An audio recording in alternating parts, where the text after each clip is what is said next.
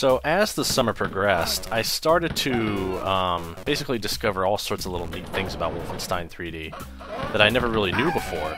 Like, there was a map editor available. It's a very primitive map editor, but it was one nonetheless, and I remember downloading it and just kind of fucking around with it. And, you know, the first thing everyone wants to do with a map editor is, oh, let's put all the bosses in one room, that's so badass! And, well, you can kind of guess what I did. I didn't really understand how the game really worked, though, in terms of, like, floor codes and whatnot, which relate to the game's traveling of sound across different rooms. So, it was definitely weird to mess with these and not really know exactly what I was doing, but it was so easy, because it's just like painting on using, like, MS Paint to do stuff.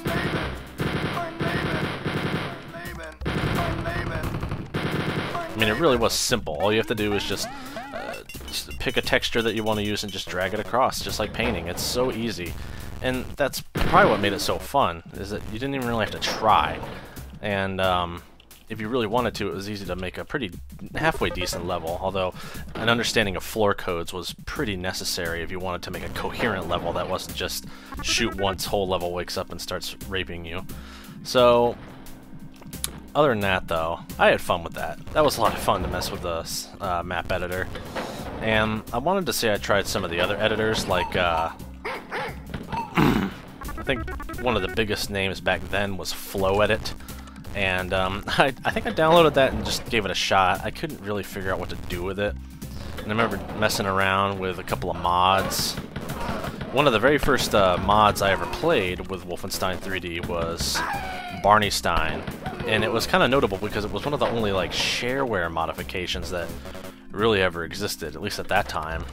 Oftentimes people would edit the full game, not the shareware. So that means we didn't even have to have the full game to play it. And so we probably didn't have the full game when we played it. But it was cool. Basically what it did is it replaced some textures and sounds. And it replaced the brown guards with Butthead and the blue guards with Beavis. And I'm not really sure why they went with Beavis and Butthead guards, since it was supposed to be Barney, but, you know, whatever works. It was funny, though, because you'd, like, kill Butthead and he'd be like, and as a kid, you know, that's just hilarious. And I was like, wow, someone put Beavis and Butthead in Wolfenstein.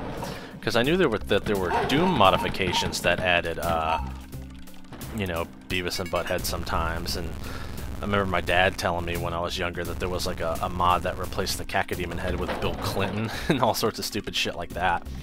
And I don't know, it's just really amusing. And it was a nice first experience for modding, because it wasn't something, you know, too serious or gritty. It was just a silly little thing, and I like mods like that, as bad as they can be. They kind of have I kind of have a soft spot for them. And I remember I was pretty big into SpongeBob in that summer, because, hey, I was 10 years old, and, you know, SpongeBob had, like, just started a year prior, and it had finally hit its big wave of popularity, because, surprisingly enough, it wasn't all that popular, but moving on. I always thought, like, oh man, what if I could make a SpongeBob mod for Wolfenstein or Doom? Wouldn't that be so cool? And, you know, it's just silly to think that that could have been a thing. And the funny thing is, there actually is a SpongeBob mod out there that I found. It's for Spear of Destiny, though, so it's not quite the same, but it's there. Shit. All these dudes. So yeah, there is a SpongeBob mod, and I did play it, and I was just like, wow, this isn't as good as I thought it was going to be. I mean, I might have loved it as a kid, but as an adult, I'm just like, what the fuck? But, yeah, as a kid, I would have loved it, for sure. It doesn't help that it has, like, really annoying sound effects that are badly recorded from a TV when, I mean, Sunshine's on DVD now. Why can't you just buy DVDs and get them from that? It can't be that hard. It's better than just putting your freaking mic up to the TV, but, hell, that's what we all did back then. That's what we all did. So yeah, as the summer came to a close, I did start to pay a little less attention to Wolfenstein 3D, because that same summer I bought Doom 2. It was the first time I ever legally owned Doom 2. And we'll elaborate in the next level.